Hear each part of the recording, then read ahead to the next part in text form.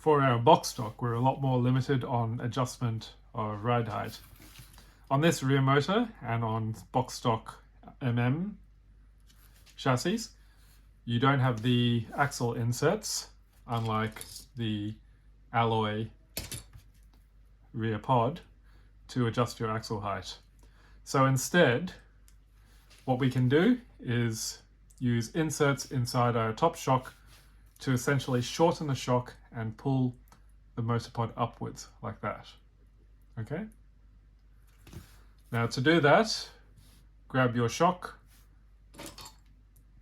unscrew the shaft, and then use the spare axle spacers that you get with your box stock car. Insert them inside and then put the shaft back through them, and that will effectively shorten your shock slightly. Also, make sure you screw the eyelet all the way in as far as possible. On the front, we've got a few more options.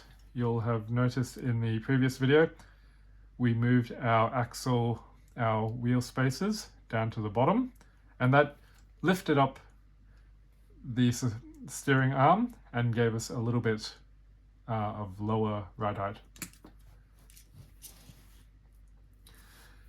On the front, we can go a bit further by truing our tires down. You'll notice these have already been trued down, but it might, if you don't have access to a truer, it might be easier just to purchase low profile tires. And these ones, for example, are PN KSM low profile tires.